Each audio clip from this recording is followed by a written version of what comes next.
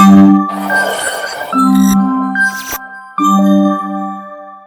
आज मैं आपसे बात करना चाहता हूं कि हमें से बहुत से भाई बहन हैं जो डिप्रेशन में अपने जीवन को व्यतीत कर रहे हैं। हो सकता है आप भी उनमें से एक हो जो तनाव में है, डिप्रेशन में है।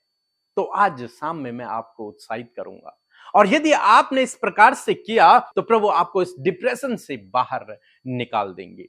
हो सकता है आपके जीवन में कुछ ऐसा हुआ जिसके कारण आप डिप्रेस हो गए हैं। हो सकता है किसी अपने ने आपको छोड़ दिया हो, या फिर आप असफल हो गए हों, या फिर आपको अपना भविष्य मानो अंधकार में नजर आ रहा है। हो सकता है इसलिए आप अपने जीवन में डिप्रेस हो रखे हों, या फिर परिवार में लड़ाई झगड़ों के कारण हो सकता है आप डिप्रेस हो। तो आज शाम में मैं आपको उत्साहित करूंगा। हम बाइबल में यिर्मयाह के विषय में पढ़ते हैं। यिर्मयाह भी अपने जीवन में डिप्रेस हुआ। क्यों? क्योंकि उसका विरोध हुआ। क्योंकि वो तो अच्छा जीवन जी रहा था, वो तो परमेश्वर का काम कर रहा था, उसने तो कोई भी गलती नहीं की, लेकिन उसके बावजूद लोग उसकी निंदा करते हैं, उसके बावजूद लोग उसको दुख देते हैं, उसके बावजूद लोग उसके विरोध में कार्य करते हैं। इसलिए वो डिप्रेस हो गया। वो कहता है कि मैं इस धरती पर पैदा ही क्यों हुआ? क्यों मैं उस दिन मर नहीं गया जिस दिन मैं अपने मां के पेट से जन्मा? क्या मैं दुख भोगने के लिए इस धरती पर पैदा हुआ हूं? इस प्रकार की बातें वो करता है। लेकिन दोस्तों, परमेश्वर के पास यिर्मयाह के लिए एक उत्तम योजना है।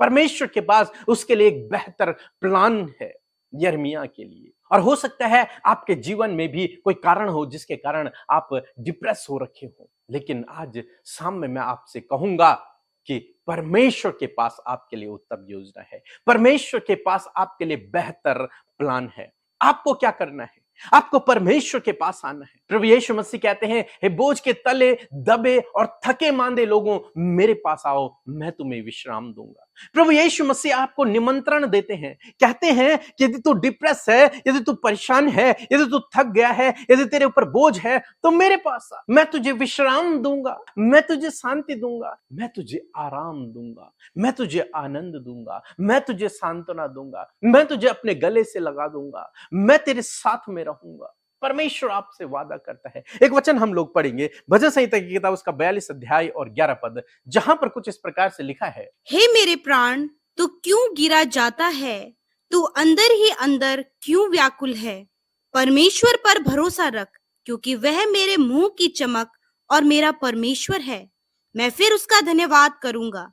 आमीन। यहां पर भजनकार भी कुछ ऐसे ही दौर से होकर गुजरे। तब भजनकार कुछ इस प्रकार से कहते हैं कि हे मेरे प्राण, तू क्यों गिरा जाता है, तू क्यों व्याकुल है। अपने आप को समझाते हैं कि हे मेरे मन, तू क्यों व्याकुल हो रहा है? परमेश्वर पर भरोसा रख। वो अपने मन को समझाते हैं कि तू परमेश्वर पर भरोसा रख, क्योंकि वही मेरे मुख की चमक है, मेरा उद्धार है। वही मुझे छुटकारा देगा इस परिस्थिति से जिससे होकर मैं गुजर रहा हूं। वही है जो मेरे मुख की चमक है, वही है जो मेरा उद्धार है, वही है जो मुझे छुटाएगा, वही है जो मुझे बचाएगा। इसलिए तो चिंतित मत हो, इसलिए तो निराश मत हो, इसलिए तो व्याकुल मत हो। परमेश्वर पर भरोसा रख। आज आपको यही करना है। आपको परमेश्वर के करीबी में आना है और उस पर भरोसा रखना है। मैं आपको विश्वास दिलाना चाहूंगा कि प्रभु आपको उस डिप्रेशन से बाहर निकाल देंगे। एक और वचन हम लोग पढ़ेंगे, भजन संहिता 34 उसका 17 और 18 पद। धर्मी दुहाई देता है और यहोवा सुनता है और उसको सब विपत्तियों से छुड़ाता है। यहोवा टूटे मन वालों के समीप रहता है और पिसे हुओं का उद्धार करता है। आमीन। दोस्तों, यहां पर परमेश्वर का वचन कहता है, भजनकार कहते हैं कि जब धर्मी प्रार्थना करता है, परमेश्वर के करीबी में जाता है, तब परमेश्वर उस धर्मी की दुआओं को सुनता है, उसकी प्रार्थनाओं को सुनता है और उसे उस विपत्ति से छुटकारा देता है। परमेश्वर का वचन कहता है कि यहोवा पिसे हुए लोगों के समीप रहता है, जिनका मन टूटा हुआ है, जो परेशान है, निराश है, दुखी है।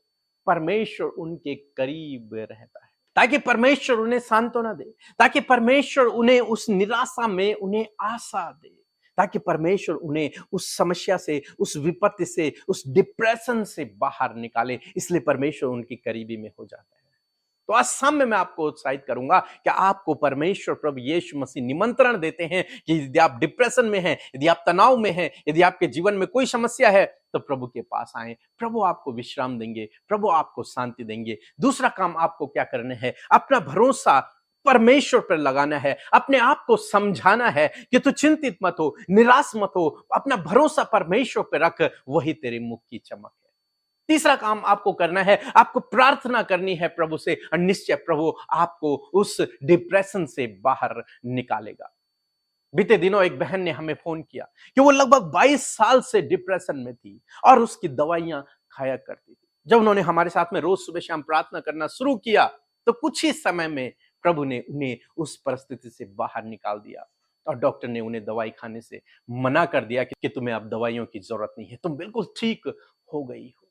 प्रभु ने उन्हें इतनी लंबे समय से चल रही बीमारी से पूर्ण रूप से छुटकारा दिया। दोस्तों, आज शाम में मैं आपको उत्साहित करना चाहूंगा, यदि आप भी इसी प्रकार की समस्या से होकर गुजर रहे हैं, इसी प्रकार से डिप्रेशन में हैं, चाहे कोई भी कारण हो, आप प्रभु के पास आए, उससे प्रार्थना करें, वो आपको छुटकारा देगा। रोज सुबह से हम प्रार्थनाओं में शामिल हुए, हम आपके लिए प्रार्थना करेंगे, प्रभु से कहेंगे, प्रभु इस भाई इस बहन को इस समस्या से बाहर निकालें। निश्चय प्रभु आपकी प्रार्थना को सुनेगा और इस समस्या से आपको बाहर निकालेगा। सो प्रभु आपको इस वचन के द्वारा बहुतायत से आशीष दे। आमीन।